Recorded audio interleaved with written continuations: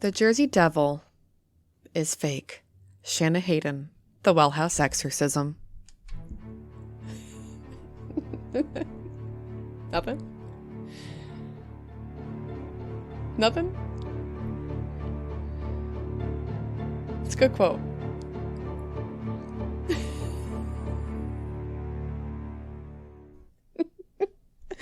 Welcome back to the Well House Exorcism. This is your ghost of host of the most, Shanna. Wow. Wow. It's a quote. Wow. It's beautiful. I'm very proud of it. I never said it was real. I just said if there was one I would believe in, like, that's the one. I'm just saying that it's fake. I'm not saying you're wrong. A man taxidermied a goat and put some bat wings on it and threw it in the air and took a photograph. In any case, welcome back. This is my rebuttal episode, also our anniversary episode.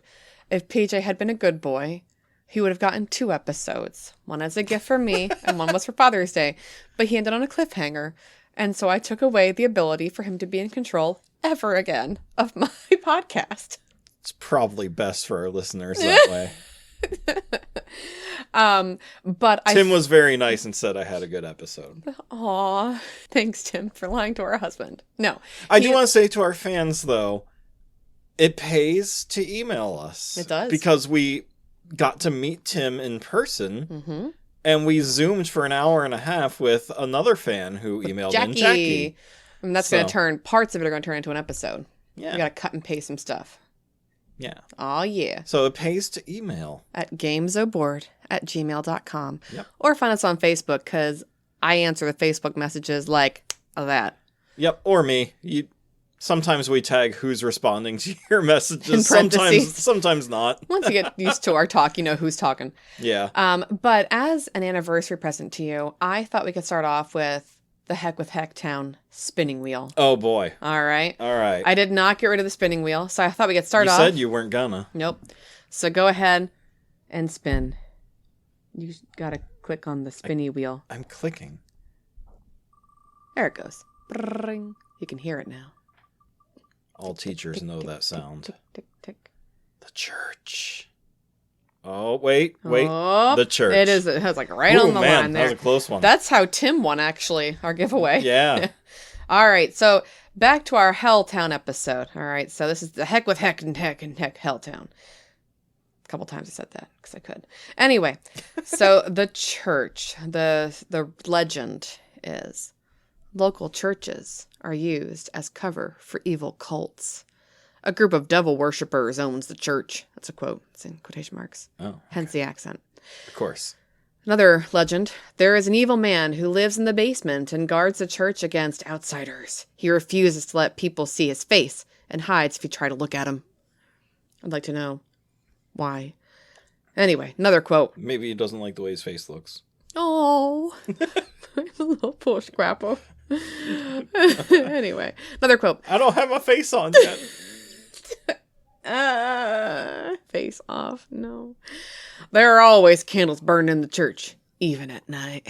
See, that one's easy to check and see if it's real. Just saying. Another one. The church has upside down crosses all over it. Like the outside? Yeah. Oh. And then the church is never open for mass, no matter what time you go there. If the town is shut down, that's probably... I know, right? So those are the legends. Now here is the truth. You ready? So I'm ready. Reading this word for word from AmericanHauntingsInc.com. There are, in fact, 2 churches that these legends refer to, Boston Community and Mother of Sorrows. Of the 2, Boston Community Church is the one that is more often the focus of the legends, particularly the ones involving the man in the basement. The basement of Boston Community Church houses nothing more than classrooms and offices. So chances are, if an angry man was spotted in the basement, it was simply a church worker, understandably angered at having strangers peering at him. And as far as him jumping out of the way when being spotted, ask yourself this question. You're working at the office late at night and you hear a noise. You look up and see a group of faces staring through the window at you. Wouldn't you jump? Honestly, I just mean, I'm like, seriously? Go away. I wouldn't even be scared anymore. Dang kids. Get off my lawn. Get off the church's community property lawn. There it is. Sorry. So that's more of a mouthful. It was. I ran out of like oxygen talking with that. Yeah. Anyway. Air. The word is air. Oxygen. The reference to seeing lit candles inside the church at night may indeed be true. Many religious centers allow members of their congregation to light candles in memory of departed loved ones. These candles are often permitted to continue burning even after the ceremony, which is true. Look at the Catholic Church. Yep. Mother of Sorrows is the church alleged to have, quote, upside-down crosses hanging from it. But these crosses are nothing more than the design elements in the church's gingerbread trim, which occurs quite frequently in the Gothic Revival style of architecture. So, there you go. For the record, it says both churches are listed in local directories. You can see the listing for Boston Community Church by clicking here, which I'm not going to do. In addition, you can see a photo of Mother of Sorrow Church by visiting Explore Peninsula and taking their virtual tour. The link entitled Main Street South is where you will find the photo of the church, complete with a large right side up cross atop its bell tower. So, there you go. All right. Do you want to do one more? Yeah, let's do one more. Let's redo it again. Now make sure you click on the spinny thing. I'm going to turn this on even louder so we can hear the ring. Oh, yeah. It sounds so fancy. But did you like my quote? I did. I wrote it just for you. Why, thank you. Ooh. The house in the woods. You get claps, too, so congratulations. They're clapping for you. All right. So the house in the woods, actually, this one, I think if any of them kind of creeps me out. Cool. So, the legend. There is an abandoned house in the woods where one light always appears in the upstairs window. The truth. Believe it or not, there is a house in Boston Township where a light stays on all night. It's a local hostel, a lodging house for young travelers. The light stays on since it functions as a boarding house that accepts guests 24 hours a day. Saying the house is in the woods is debatable, for while it does sit a bit off the road, there are several signs alerting you to the fact that you are approaching the hostel, and one was even placed at the end of their driveway. It seems around the time of these signs being put in place, the story of the light in the upstairs window shifted away from the hostel to the infamous school bus house. See, it's scary to me because it's a hostel. Of course. Yeah, none of these are scary. No, Sorry, I'm just picking on you. There's nothing scary about this place. I think like the only ones that I would find like interesting would be the Children of the Corn and the animal mutilations, which you have not clicked on for the spinny wheel of spinniness yet. Yeah. So, nothing really too scary. All right. So, what I want to do is go back to your Jersey Devil episode, Puckwa PJ, because you told me I couldn't be Shanna on here. Yeah, we did figure something out, didn't we? Yes, we as in me. But I was there for it. Yes, you were. I did the research, and so the Shawnee actually have a connection to these woods. So I could have been a Shawnee Shanna if I wanted to be. Yep. So the reason why this episode is posting on the evening of the 26th instead of our usual Sunday is because we decided as part of, a weekend excursion, because we had a party to go to, and just part of interest, we went to the Pinelands in New Jersey. My cousin Sam is getting married in a year, and I was asked to be a bridesmaid, so she invited us down to New Jersey to Lake Lenape. For her engagement party. And I'm like, while we're there, we're going to find the Jersey Devil. Oh, yeah. And we actually interviewed local Pineys, which is the word used for people who live in the Pine Barrens / the Pinelands. Yep. So we did a lot of research, took lots of pictures. I took pictures of the woods, so maybe you'll find a Jersey Devil in there. I don't know. We'll find out. All I can say is there was no Jersey Devil at all on our trip. But I did a background because you finished the last episode in a cliffhanger, which is what caused you to lose the ability to ever be in charge of Well House again. Just wait. I don't do cliffhangers. So just wait. Yep. Oh, heck no. No, I end on my own. No, I got a whole script. You are not. Get away. So you ended with a quote from the Lenape, calling the Pine Barrens the place of the dragon, right? Yes. Okay. And so I actually asked the Pineys about that. And they said, yeah, they call it that, but it's really just because it looks like a dragon went through and blew a fire on it. They had a couple of reasons. And the pines look horrifying there. But they don't believe in the Jersey Devil. Not all of them. Not all of them. It was like a good 50-50 split. they hope there's one because it makes it cool. Yeah, but... some of them were like, it's a really interesting story. And I'm like, that's it. That's my thing, too. It's an interesting story. We talked to an actual descendant of the That's Lees. part of my script. You're giving me all the fun stuff at the beginning of the episode. You're not in control. Look at me. Look at me. I am the captain again. All right. Anyway, so I want to go back to your Native American conversation. So first off, the Shawnee and the Lenni Lenape. They both have their background in the missing wa. I hope I'm pronouncing that correctly. It looks like the word missing minus an S, which is kind of funny, but it ends with a wa at the end. So missing wa. I think that's how it's pronounced.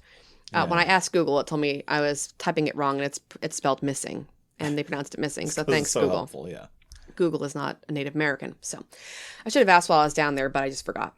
So the Shawnee have their own stories of the missing wa, as do the Lenni Lenape. So I actually went on to 2 different organizational websites where they actually have the stories of their ancestors. So in the bigorin.org archive, I got a story from the Shawnee. So I just want to read it because for me, it's just easier because it kind of tells the background. And I think you'll find it fascinating because the Missingwa in the tradition of these 2 Native American tribes is not anything like the Jersey Devil. It's a different cryptid. Another creature in Shawnee tradition is the Missingwa. The spirit lives in the forest and protects the animals around it. Some northern tribes claim the spirit is what people call Bigfoot. The Missingwa watches all hunters, and if they are disrespectful or wasteful, he will cause them to have an accident as punishment. Oh my. Oh yeah, oopsie. During the bread dance, the Shawnee have a man who dresses in a suit of bearskin, wearing a wooden mask, and carrying a cane and turtle shell rattle to impersonate Missingwa. This impersonator will seek out children who are disruptive and frighten them, hence teaching them a valuable lesson. Missingwa carvings were found on poles in the village's plazas, in council houses, and carved into pipes until the 19th century. Huh. And so when I did more research about your Lenni Lenape, the settlers were kind of afraid of the Pine Barrens because they also did a tribal dance where they, did a dance for the Missingwa, and they also wore the mask and all that kind of stuff. And so you have this kind of like folklore legend built out, and then of course Jersey Devil, right? Yeah. The whole thing. But they kind of go back to the Lenni Lenape and that dance. And again, the Shawnee and Lenni Lenape are very close in terms of their background. So in the Lenni Lenape, their spelling and pronunciation is even crazier than the Missingwa. So I apologize in advance because Google could not help me. So I'm going to pronounce it very slowly when I get to it because I don't want to be disrespectful. But I tried. I tried looking up the pronunciation and I kind of just gave up. So their story is the masked being. And so there's a longer story. I cut it a little short, and then I went into like where it kind of resides and like how they look at this in the religion. So it's called the masked being. So very similar to the Shawnee. Okay. So long ago, there were 3 boys who were not treated very well. In fact, their parents did not seem to care where they lived or died. One day, they were out in the forest thinking about their troubles when they saw a strange-looking hairy person with a large face painted half black and half red. The person said, "I am Missingkalakan. I have taken pity on you, and I will give you strength so that nothing can ever hurt you again. Come with me, and I shall show you my country." He took the boys into the sky to the place where he came from. It was a great range of mountains up in the sky reaching from north to south. While he was showing the boys his country, he promised that they would become stout and strong and should gain the power to get anything they wished. Then he brought the boys back to the earth again. In later years, when the boys had grown up and were hunting, they used to see Missingkalakan occasionally riding on a buck, herding the deer together, and giving his peculiar call, "Oh, oh, oh." And so it was there were 3 men in the tribe who knew that Missingkalakan existed because they had seen him with their own eyes. So, again, interesting. Hairy man, yeah. Very Bigfoot-esque, has a funky mask face, half red, half black. So, to me, I kind of see that connection. You kind of go from Bigfoot to now we almost have a devil, right? Because red and black are usually symbolic of Satan or of the devil itself. And he hangs out in the country. But you see this thing taking care of, once again, nature. And in the Shawnee religion, the Missingwa takes care of nature. And if you abuse it, well, he makes you have an accident, whatever that means. So I kind of found that to be just kind of, comparative. And him having a peculiar call, oh, oh, oh, I think of Santa. But again, it's just in quotes, ho, ho, ho. So he could be going, oh, oh, oh. I don't know. There's no accent mark. But then they have a little bit more on what the Missing Kalikan is and what they do with him. So it says, Missing Kalikan gave the big house to our Lenapes walk to keep all land and all life in balance and harmony on the Mother Earth. Missing, as we call him for short, which is much easier than Missing Walk. Yeah, right. Missing is that being which is so well known to everyone today as Bigfoot or Sasquatch. Many people have seen him, many are trying to study and capture him, but none have really listened to or believed we native people when we have talked about him. To Lenape, he is a spirit being, guardian of the forest and keeper of the game animals. We give tobacco offerings to Missink before going into the woods, before hunting, or to give thanks for his work in nature and for giving us the meat that we eat, which keeps us from hunger. So that's probably why you can't find a dead Bigfoot anywhere, because he's a spirit being. Mind blown. So wherever Kyle is, Kyle, if you're listening right now, we need to add that on to our Sasquatch Bigfoot conversation. But again, so it's not the Jersey Devil, it's actually Bigfoot. So Bigfoot is in the Pinelands, not the Jersey Devil. Interesting. Yes. They also say Missink is unusual in that he often takes on physical form as a great hulking, hairy, ape-like giant. He travels between his world and the sky, just above this earth and the earth. He can leave tracks which often end suddenly, with Missink nowhere to be found. One place he is frequently seen is where a lot of logging has taken place and where housing development takes place in wilderness areas. He is often seen near creeks and swamps, where he is often seen to vanish, as water is a portal where he passes between his world and ours. Missink often comes as a warning to human beings that we are not living in harmony and balance with our fellow creatures and with Mother Earth. And that's taken from the Grandfather's Speak, which I got offline. So an actual book. So if you see Bigfoot, that's a bad thing, because that means that you are abusing nature. Yeah. And we've been now to the Pine Barren / Pinelands, and there's a lot of water there because New Jersey is just an oceanfront mess. Yep. So, of course, he'd be there. And if you think back to our discussion of the Bridgewater Triangle with Bigfoot, it's a swamp, right? So if in their religion, again, I love going back to Native American religion because I'm a religious person. If water is the portal for this thing to go to his sky world, well, then that makes sense as to why you see tracks and they're gone. Or you see Bigfoot, then you don't see him. Mm-hmm. I'm not saying Bigfoot's real. All right. I will not give you that. I have a hard time believing that. Yeah. I just love Native American belief, because of my family history. I don't want to believe in cryptids, but I also agree that we don't know much about our actual world. And Missing 411 was pretty cool. Yeah. All right. And that screaming, creepy sound is similar to how the Jersey Devil discussion can be described as well. Mm-hmm. All right. Mm-hmm. So let's go back to the Pinelands. All right. I see you looking on your phone. Are you trying to pull up some kind of information for me? For the podcast, but not for you. Okay. Well, are you ready? Because you may borrow time if you'd like to. Because I'm just going to discuss the Pine Barrens / Pinelands really fast. And then different parts of it and why we think it's creepy and haunted. I had a retort for Kyle. Oh, do you want to do Kyle's creepy thought then? All right, here we go. Kyle's creepy thought. I think one of the people. I thought it would be a good idea if we turned Shanna into the girl. I thought it would be a good idea if we. I thought it would be a good idea. I thought it would be a good idea if Shanna into the girl from Ringu. This is bad. This is really bad. It's Ouija.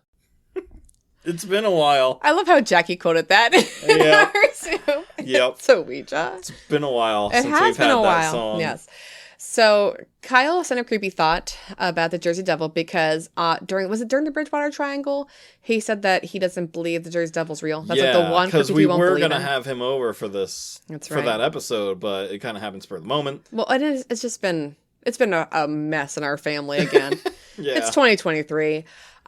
So he told us that this is the one cryptid he does not believe in at all. So yeah, you go ahead and read what he says he thinks it is. All right. So it's a couple different things. We had a back and forth conversation. Yeah. So he said, it might be too late, but I did have a creepy thought an uncreepy thought about the Jersey Devil.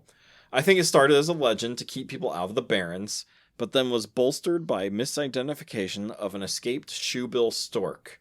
It fits the description, and they make weird noises. Huge birds.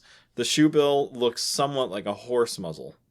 And if you've ever seen a shoebill before, if you They're hideous. Yeah, if you haven't, don't look up pictures, look up a video of this thing walking around. Because if you've ever second guessed whether or not dinosaurs maybe came from birds, or the other way around, that birds maybe came from dinosaurs, like, this really shows, like, what the heck a dinosaur might have actually looked like walking around. These things are crazy looking. I feel like God went, not today. And he, like, just made this thing, and it looks hideous. I feel bad for it. I think they're so cool looking. Like, they are ugly. Oh, they are. Yeah, I'm sorry. But they're so cool looking. They're not cool. So they grow up to 5 feet tall. Good Lord. Yeah. And so they're big, ugly monsters. Got it. Okay. Yeah, like here are the pictures. Oh, no, the sent pictures us. are hideous. I know. But seeing them walking around is a whole different story compared to the pictures. They don't do it justice.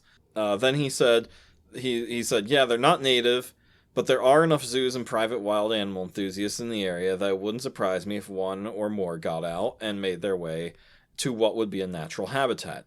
If you saw that in the Pine Barrens, with its intense stare, height, and strange appearance, you might think you saw the Jersey Devil. And this is where I debunk him, because we were Yes. talking just today for our anniversary dinner. And I said, because I'm a loser who knows random facts. Like, again, call on me for Jeopardy or Who Wants to Be a Millionaire. Because you said, when was the first zoo created in America? And I said, I don't know about the first zoo, but I know the first one in Pennsylvania was the Philadelphia Zoo. And it actually was delayed in construction because of the Civil War, because obviously we did a whole thing on Gettysburg. Like, we got ripped up here pretty bad. So it didn't open until the 1870s, 1874, actually. And then we did some research over our anniversary dinner. And Philadelphia Zoo was the first official zoo here in America. Yeah. So Napoleon Bonaparte's brother saw it, if we go back to your timeline, in the early 1800s. Yeah. So it couldn't be a shoebill because it's not native and wouldn't have been here. Right. Sorry, Kyle. And still, like, it still looks like a bird. You know, it doesn't have hooves for feet. It doesn't have the front legs that everyone saw, the little T-Rex arms. Yeah. It doesn't have leathery wings. No. So It is ugly, though. It's got a leathery face. yeah, its face is all kinds of messed up. So It's when you say she has a horse face and it's okay, because, like, I think a horse face would be an improvement. Poor Shoebill. No, I don't.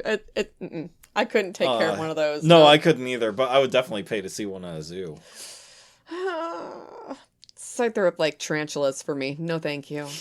No, thank you. Like, it looks like a raptor. Well, it probably is a raptor, but in terms of, like, Yeah. you know, When you see an raptor-eating ostrich bird of walking prey. around, it also, you can tell, like, they can't, like, that's like a velociraptor. They Well, look that's like why emus are in... Because for our listeners, not far from us is a place called Reptile Land. Ugh. And they have emus there. Mm-hmm. Because Jurassic Park used emus as the models for Gallimimus during the chase scene. So, Gallimimus. yeah. I mean the T-Rex. When the T-Rex was chasing the bird-like ostrich dinos, those little dinos are called Gallimimus. Oh, okay. Yeah. Thank you. Dinosaur loser. Nerd alert. There's one other one. You're welcome, world. Oh, yeah, well, Jersey Devil's fake. And then at the beginning that I never realized when I was a kid, because I was a little kid and I was looking at, like, the long neck brachiosauruses, is that underneath them, like, walking around are the Parasaurolophuses, as they're called, with Those are the cute. duck bills. I love those. And they're the ones where Sam Neill's like, they travel in herds. Maybe the shoe fill comes from the Parasaurolophus. Maybe that's how its face got so messed up. Like, oh no. Anyway, so let's go back to the Pinelands, because we use those words interchangeably. Oh, we don't want to talk about dinos some more? No. So, Pine Barrens, right? The terms Pine Barrens and Pinelands actually are used interchangeably in New Jersey, but there's there's like a specific, like, some of it is protected versus some are just like the area. So when it comes to Pineys, they kind of use the terms interchangeably. So we were in the Pine Lands, which also was the Pine Barrens. We were not at the Leeds house, which is part of the Pine Barrens, but it gets confusing. Yeah, that was like a mile north of where we were. So not a mile, an hour north of where we were. But the Pine Barrens and the Pine Lands, so again, I'll use either term interchangeably here. They're unique in terms of their ecology. Which is why they are being protected. Because as my Aunt Irene said at the party, the Lenni Lenape loved the area and they called it Clearwater because when you could drill down far enough, you would get clear water versus the salty water because you're right there on the coast and the ground is so sandy. So again, like talking to the locals was lots of fun. We learned a lot of information. But I went on to Insider and I got a cool background on what the ecology is and what it looks like, just to put in perspective why people would think that the Pine Barrens is haunted and has a Jersey Devil. Mm-hmm. So it says, the unique ecology of the Pine Barrens can sometimes give the habitat an otherworldly feel. Streams and ponds take on a rust color because of the iron naturally occurring in the earth. It is the reason that so many iron furnaces were originally built in this area. Most ghost towns are found deep in the forest along paths of sugar sand, superfine sand that is slippery and primed to become quicksand. Many of the ghost towns were former communities based around iron-producing mills, most of which disappeared overnight once it became more profitable to mine ore in Pennsylvania. So we're the reason that ghost towns exist in New Jersey. Oops. But it is true. If you go into the Pinelands, I remember this because of where my grandmother lived and then my Uncle David had bought her house. There were creeks that ran along in that area and they were creepy, like colored, because of that rust that just kind of comes out of the ground. Now, added to that are the pitch pines. Not much can grow in a very iron, water, creepy looking area with sand basically as your main ground cover, So, pitch pines, the tree from which the Pine Barrens take its name, are short, ragged conifers that grow on the region's acidic soil. The area is stereotyped as a backwater, even though it has a rich history and ecological diversity. So, you look at these pines and these like scraggly things that stick up out of the ground, almost like zombies are like crawling out. And so you can understand like, oh, it's haunted there. It looks creepy. Even just like driving through those woods, it's a weird feeling you get going through them. A lot like Laura and Ray's woods that they have next to their house. Like, it's this oppressive feeling. Well, and it's oppressive because it's so humid, too, because there's so much water, and there's the ocean water, Because I was thinking about this. It can take me 3+ hours to drive out to Pittsburgh for my job at University of Pitt, right? Oh, easy. Yeah, it's definitely more than 3 hours. It takes us only 3 hours to get to the Pine Barrens. New Jersey is so small, and so because there's and it's just this itty bitty arm that comes off of Pennsylvania, and then you're at the ocean, and so much of it is just sand because of course they get hit with all the tropical storms. Sand gets washed in, so it's no surprise that people it feels humid all the time, and people feel like they're oppressed in the woods because it's really sticky and gross. Yep. But anyway, so I mentioned the Pineys, which is kind of fun to say. Residents of the Pine Barrens were deemed outcasts and criminals in the 18th and 19th centuries, especially after the publication of a bogus eugenics study, which I'll mention later, published in the early 20th century. The negative perceptions and mischaracterizations of locals have contributed to the eerie mystique of the region, and the frightening reputation has made the stories of beings like the Jersey Devil more believable. So, there is no weird inferiority eugenics thing out there. No. All right. Surprise. I'm related to some, so I'm a little concerned. No, I'm kidding. No, but when you have these ghost towns and you have a couple people who are still living there, they're looked as outcasts because they're out in the middle of nowhere. I would argue that it's prettier to live in the Pinelands than to live along, Atlantic City, because you have this tourist trap versus country, which is nice. I prefer country myself, so. And now, of course, my family lives there as well. But, I like it in a little bit inland, But anyway, there's also additionally the Blue Hole out there. Now, when I asked my family about that, no one knew what I was talking about until I described it. And then my Uncle Don's like, oh, yeah, it's that. And he named something else. And Irene's was like, oh, okay. I'm like, well, they all call it the Blue Hole online. So locals are like, it's just an area where you can go to some old quarry. There is nothing special about it. Yeah. But online, they make a thing about it. So it says here, the Blue Hole, in addition to reportedly being a favorite spot of the Jersey Devil, is said to be bottomless and occasionally will drag unsuspecting bathers into its depths. The area was once accessible by a bridge that was washed away in the 1960s, which is true. Combined with the stories of beasts and drowned swimmers, few people travel to the Blue Hole for fear of what might be found there. So, while people might think that the Jersey Devil is dragging them down deep into the ocean, it's just a blue hole. It is a quarry hole. The water is crystal clear and it's very blue. It's very beautiful. The thing is, you have these underground currents that come from deep, like wells of water, which can pull you down. Yep. And I already mentioned the sugar sand. It's very fine sand because, again, it's blowing in from the ocean. And it's coming in with all the rain, all the gusts. You have this very, very fine sand. Well, you get that wet, down you go. Yep. It's quicksand.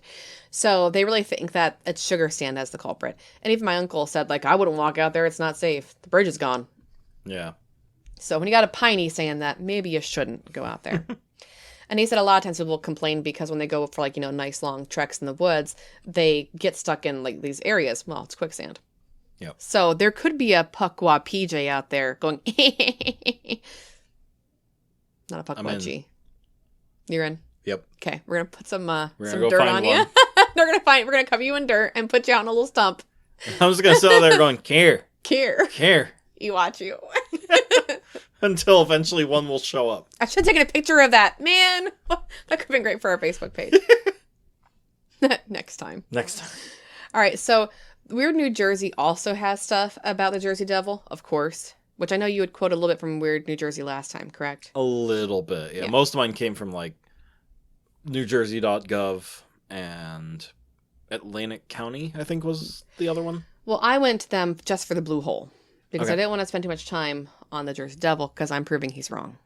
Okay. So the Blue Hole is important because it's supposed to be where the Jersey Devil stops to get some water, I assume. And I assume he's obviously from Georgia. So anyway, now we were here. It says one of the most storied sites in all of southern New Jersey is a mysterious body of water known as the Blue Hole. Located deep in the Pine Barrens of Winslow, on the border of Camden and Gloucester counties, this small but legendary pool is said to not only be bottomless, but also a frequent pit stop of the Jersey Devil. Now, we were there. And that's why my uncle's like, oh, it's over between those two places. And he's like, name the place. Yeah, and we're like in Gloucester County, and we're like, can we go there? And he's like, no, you don't want to go there. And I knew that we couldn't because there's no bridge, so you can't even drive there. You'd have to walk through the woods, and we have 3 children. And it was super hot and muggy. Yeah. No, thank you. Yeah. Plus, to quote Sam yesterday, Louisiana's got bugs, but New Jersey's got bugs. It's just, their mosquitoes are disgusting. So anyway, though its icy blue tinged water might seem inviting, especially on a hot summer day like yesterday, locals warn their children to stay away from the Blue Hole and to never go swimming there. And it's, I think what happened is they said, well, you'll get pulled down by the Jersey Devil, which is to scare kids away from being there. But the truth is the water is super cold. Mm-hmm. And there are currents in there. So it says the surface of the Blue Hole is as still as glass, and a thermometer that they had brought, because people were talking about how they actually went there, to measure its temperature read a chilly 50 degrees Fahrenheit. Wow. Yeah. So when it comes to, someone going in that water, imagine how quickly you're going to get ice cold, and then, like, boom, you're going to sink, And, of course, you have the underwater currents that can drag you down. Then you got the sugar sand, too. So it is beautiful. It is approximately 130 feet across. So it's huge. It's perfectly round, steep banks. Waters are always cold, like I said. But it is beautiful. Because pretty much every other area in the Pine Barrens, the water tends to be like this tea color because of the rust. So this water is like beautiful, which is why the Jersey Devil goes there to get a sip, you know what I'm saying? Some fresh, clear water. But anyway. Nice cold water, too. None of that lukewarm garbage. No. Now, there are several theories as to how the Blue Hole came to be. So it says some say that it is the result of a meteorite striking the Earth. Others claim that it's what geologists call a pingo. A pingo, if you're wondering, is a small body of water which is the result of an ice mass which forms beneath permanently frozen soil due to an ice age. I had to look that up, tell myself. The ice mass expands for thousands of years, then breaks through the permafrost to create a depression rimmed by a hill. Of course, it looks like a pool once the ice melts. It sounds like it fits, yeah. No, it's a quarry water hole. So you have all these great theories, but there was a quarry back there. So well, that fits sorry. Yeah. But The fabled whirlpools that or actually the locals, the Pineys call them the whirly pools. Of course. It's no joke. It's in here quoted. They think it's because there is, the blue hole is fed by groundwater, a nearby stream, which would, of course, make that kind of spinny current. Yeah. So, but in any case, that is from, I took stuff there from Weird New Jersey and a little bit from onlyinyourstate.com. Because for me, I gotta, do both. Go look at both things here. Yep. So, in any case, I want to go on to the things that make the Pine Barrens creepy. And it's not just my family. Hopefully they're listening, so I make fun of them. Sam's the scariest thing in those woods. I love you, Sam. There are a lot of crazy ghost stories and urban legends. So not only do we got Bigfoot out there, which people have misnamed the Jersey Devil, we got Missingwa out there. All right. According to the Native Americans, who came well before us, PJ. Okay. Jersey Devil's fake. My goodness. I want to go back to that eugenics study. Okay, let's hear it. Yeah. Because I'm a little offended because my family lives out there. Now, to understand why they would do the study, you got to discuss who the Pineys are. There are a lot of theories as to who the Pineys are. You got people who are living out there making little towns. There are stories of people going there to hide because they didn't want to fight in armies. Draft dodgers for us later because your parents told you guys as kids that was about something that. my parents said. Yeah. But before that, it was stories people didn't want to be in the Continental Army, didn't want to be in the Civil War. They were also people who were hiding, and I mentioned the tax collectors last episode, right? So you had people who were hiding out there because they don't be found. The truth is, people are just living out there because they're mining, iron. But in any case, there was enough background of these people hiding that they thought they should do a eugenics study. Now, according to Wikipedia, because I figured why not, it's called the Kalakak study. Okay. Again, there's reasonings why, but the Kalakak word very similar to the last half of the Missingwa name for the Lenni Lenape, because the Calacan, right? If I'm pronouncing it correctly. Mm-hmm. So, to quote Wikipedia, it says, the Pine Barrens were home to many rural backwoods families. For years, residents of the rural area were called Pineys by outsiders as a derogatory term. Today, many Pinelands residents are proud of both the name and the land on which they live. Ask my uncle and aunt. Oh yeah, we're proud to be. In the early 20th century, a family identified in a case study became the pseudonym, the Kalakaks, were presented as an example of genetic inferiority by eugenicists. Today, scholars understand that the facts in the Kalakak study were misrepresented, including photographs altered to make the family members appear more backward. You look at this idea, it reminds me so much of the studies, and I put those in air quotes, of the Jews during, Nazi Germany, and how there was a whole eugenics thing there as well. So my Pineys family would be, I actually had mentioned the eugenics study in passing when we were talking at the table. So I actually put in my family connection here. So it's my uncle, aunt, and cousins are Pineys, as you know, and they're proud of it. They said that to be a Piney is basically to be a redneck. So you're the you're the rednecks of New Jersey, which is funny because they're not rednecks at all. No, they're not driving. No, they so aren't. Their version of a redneck versus Pennsylvania rural redneck, very different, but whatever. I mean, I guess when you compare people who enjoy living in the country versus people who are living in town and beachfront, I guess it's very different. So townies versus country people. But anyway, they've lived in the Pinelands their entire lives. However, they are not backwoods, nor is their eugenics problem, as I mentioned. Furthermore, when asked if there is Jersey Devil, they said absolutely not. They said big fat no, they don't believe in him. They said there are a lot of animals in the Pinelands, including coyotes that come right up to their back doors, pretty much, and they do make screaming sounds. So they think that maybe that adds the idea, along with parents saying, don't go out there, you're going to get hurt, or the devil's going to get you. A lot of these times people say those phrases, and then you start believing it, and it kind of takes on a whole, urban legend. The coyotes have such a distinctive sound. And so that's why I pulled up this. I wanted to play an audio of coyotes here. Okay. Because, again, this isn't like when you discuss, what the Jersey Devil is supposed to sound like. This isn't what I imagine in my head.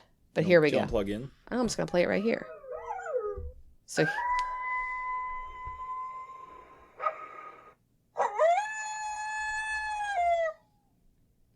There's a distinctive dog sound to it, Yeah. you know? Now there... Yeah. There it is.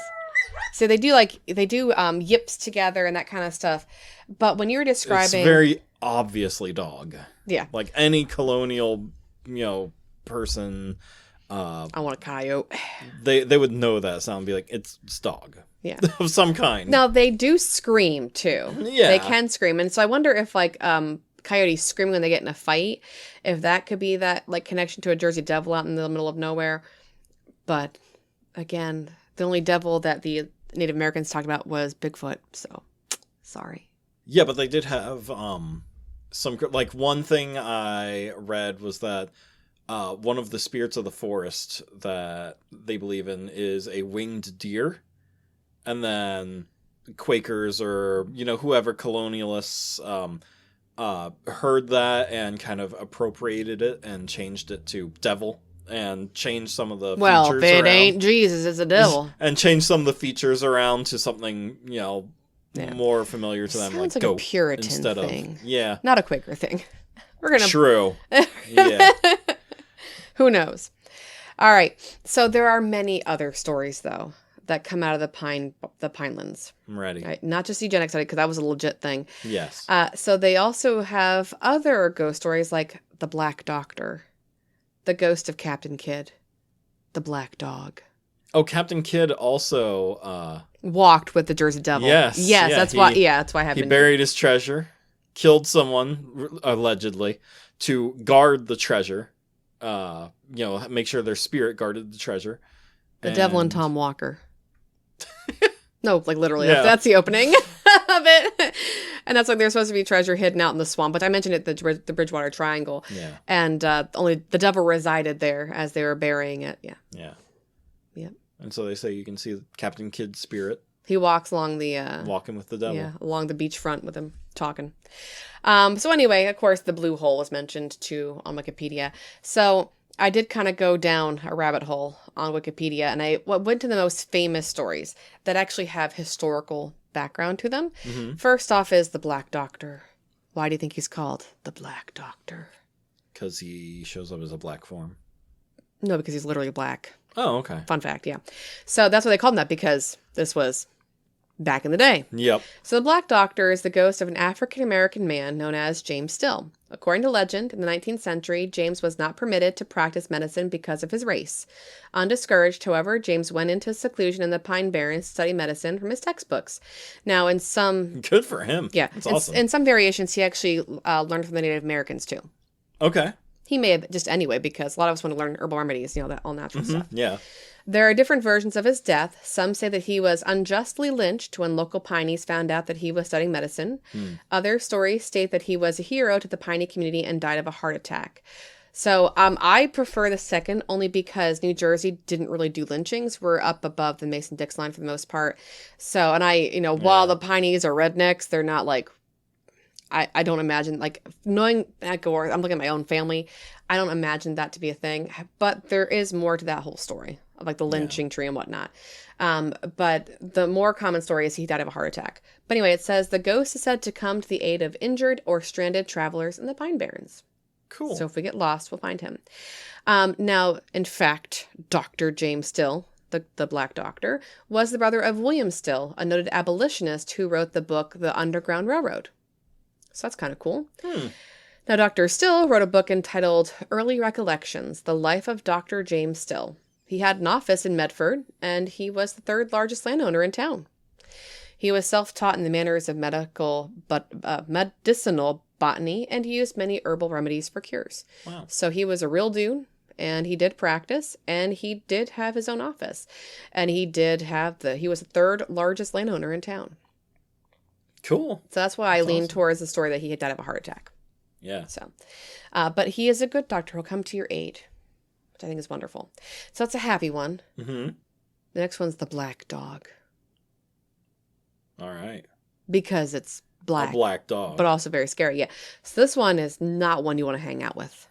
Okay. You don't want to go, here, poochie, poochie, and scratch its head like I would do. That's how it would die, as we know. So it says the black dog is a supernatural, spectral, or demonic entity originating from English folklore that has also been seen throughout Europe and the Americas. Yeah, I was gonna say it's a very trope common. similar to Woman in White, you know. Well, there's a golden-haired girl I'm going to talk about in a second, too. All right. It is usually unnaturally large with glowing red or yellow eyes. It's often connected with the devil, of course. That's why we usually call it a hellhound. Yeah. And That's where Harry Potter got the idea of the Grim. Yes, the Grim. Is sometimes an omen of death.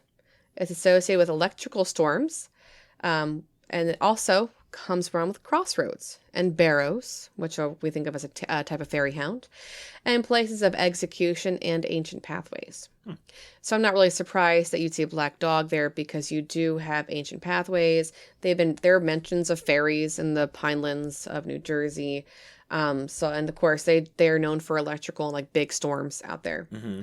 So it says black dogs are generally regarded as sinister or malevolent, and a few, such as they're not a part of America, are said to be directly harmful.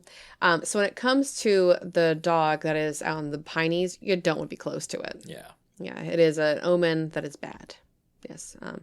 It is a folkloric motif. I mean, if you're walking through the woods and you see a dog anyways, of any kind. Don't pet it. Yeah, you don't want to. It could be a coyote. It could be a black dog. It could be a rabid dog. No. If it has a collar, though, it's probably safe. Just look for frothing even mouth. then, dogs with collars can be pieces of garbage sometimes. Gotta be careful. But I want to pet it. No, you don't pet the dog. Can I pet it now? No. Oh, okay. How about later? Go pet the dog upstairs. Go pet your dog. Okay. But yeah, so when it comes to the Pinelands, if you see a black dog, watch out. Usually it means that death is coming, or something bad's going to happen to you. A boom, boom, boom, boom, boom. That's all I got. All right. So next is the golden-haired girl. The golden-haired girl is a ghost said to stare out into the sea. She's dressed in white. There it is. There you go. Mourning the loss of her lover at sea. The Jersey Devil is sometimes said to sit alongside her. Of course he is. Yep, accompanying her what on you her thinking vigil. about? Okay. But there is another legend that says the Jersey Devil had a son, strangely human, who fell in love with a rich girl. However, her family did not agree with this. They took her away and she killed herself upon reaching the destination. Heartbroken, he became the next generation, and now her ghost follows him. Isn't that sad? I wonder if the Jersey Devil has a black dog as his pet, and the golden-haired girl comes and like pets his dog. It all connects. It all connects. They'll just go swimming at the blue hole. That's it. He did it. And he throws a tennis ball out and the dog catches it. Yeah. Oh, boy. So there is a whole story, too, about a guy named Bloody John Bacon. Yeah, so he's like probably the most nefarious and famous of the New Jersey Pine Barren ghosts. There is a lot about him and his legendary pine robbers. All right. Okay. I don't want to go through his entire story because it's pages, but if you go on US Ghost Adventures, you can read more about it. Now, he is well known because he was a horrible person who joined the Loyalists. He did not fight for us, making America. So he and his wife and his two sons settled in Pemberton, which I believe you're close to there. Very close to Pemberton, where I'm from. Yep. And so he would spend most of his time hiding and raiding, pillaging and killing. Isn't that great? Between Cedar Creek and Tuckerton, which my uncle actually mentioned yesterday. So it started with him going to homes and raiding the homes. And it ended more so towards him killing any person he knew as part of the patriotic militia. So you didn't want to go out into the Pine Barrens if you were close by because he'd kill you. Lovely. Yes. So again, the name Bloody Bacon fit because he was a horrible monster. So they would go from house to house. There is a story of him plundering the house and mill of John Holmes. He went in and it says they put out a bayonet and put it in Holmes' body and demanded money. Not a great person. It does say it was fortunate for them that his wife had some money on her person. So she did give them that. And they ransacked the house for supplies. Then they went back to the woods to retreat. It did say that he sent some of his bandits, to plunder the home of John and William Price, because, again, they had money. Now, the men did show up, and he did, it says here, the robbers' loot included Price's musket and drum, so they did get some stuff from him there. So they would kind of hop in and out and steal stuff if they could. So there's a lot of stories of what he did and what he stole from. So I don't want to go into too much from that just because there's a lot of stuff. But there is a 1782 story. It says, John engaged in his most notorious act known as the Massacre on Long Beach. So Bacon and his men attacked the most likely drunk and sleeping crew members and locals that had transferred goods from an abandoned cutter to a privateer galley called the Alligator. Great name for a That's awesome. boat. The captain of the Alligator. That's just fun to say. The captain of the Alligator and his men managed to scare off the refugees, however, not before killing all but 4 or 5 of them. Reuben Soper hid with his father in the swamp to elude Bacon, and his men were among the dead. Now, from that point on, John Bacon was a marked man. A detachment of his troops from the Captain Richard Shreve of the Burlington County Light Horse pursued their quest. They had tracked Bacon down on April 3rd, 1783, at the house of a man named William Rose. And so it kind of goes on. It says that we have like them fighting. We have spears and bayonets pulled out. So we have William Cook who tries to stop Bacon from running away. He does spear Bacon with his bayonet, and the wounded Bacon tries to escape, and Stewart shoots him. He had it coming. He had it coming. Yeah. So anyway, John Bacon is dead and gone, but they say his ghost still resides as one of the many ghosts in the Jersey Pine Barrens. And he's not a good one to cross. Wow. So you got some goods and you got some bads, right? You got you got the good stuff. You got the Bigfoot guy who's supposed to be helping you, unless you're hurting property, in which case Bigfoot ain't gonna be too happy. All right. You got the golden-haired girl who seems quite lovely. But then you have like John Bacon. You got the good doctor. I'm gonna call him that, not the black doctor. The good doctor. And the bad dog. And don't touch the. Can I pet it now? No. Dang it. All right. So my final thought, personally, I don't believe in Jersey Devil, but as you mentioned earlier, I wanted to keep it as a surprise at the end of the podcast. My cousin Sam actually is marrying a person. His name's Casey, who is a descendant from the Leeds family, which is pretty cool. So she's marrying a Leeds. When asked if he believes in Jersey Devil, his response was, 110%. There is definitely something weird out there in the woods. We just haven't seen it. So, a Leeds descendant believes in the Jersey Devil. My entire family does not, including Sam. All right, so there's one out there. And then there was another person from Casey's family. He said, it's a really cool story. Yep. Right, so... And that's where I lie on it. Yeah. But here, this is where I'm going to end. And it's really sweet. Not a cliffhanger. No, of course not. So, according to your research, Leeds' 13th child was a Jersey Devil. Mm-hmm. A descendant of whom will soon be marrying into our family. And it's our 13th year of marriage. What a crazy opening to year 13. Happy anniversary, honey. Happy anniversary. I love you. Love you too. But look at me. Look at me. Look at me. I am the captain again. And always. All right. Have a lovely evening to all of our listeners. Thank you so much. I hope you understand why we waited a day. It fit the narrative better. And we were on vacay, visiting our family, direct on location. All right. It was really cool. It was fun, apart from the heat.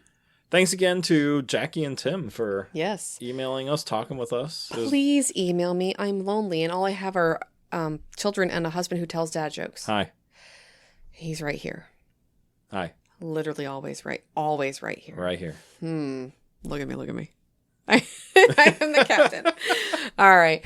Well, if you want to email us at gamesoverboard@gmail.com or find us on Facebook at Games Overboard. You can also find our website, gamesoverboard.com. You can also send us a tweet on the Twitter at, just like saying the Twitter, at wellhouse_exorc. All right. Any Games Overboard fans out there who also listen to this one, Jersey Devil does make an appearance in a board game, and that's Horrified American Monsters. Because he's American. We made him up. So if you want to fight the Jersey Devil... Oh, look, he's so scary. There he is. He's right there. Oh, PJ, show me a picture. We'll post that to Facebook, too. All right. Have a lovely evening, and keep thinking creepy thoughts. So Was that like the tagline? It could be. Working on it. It's Ouija. I was just gonna say that.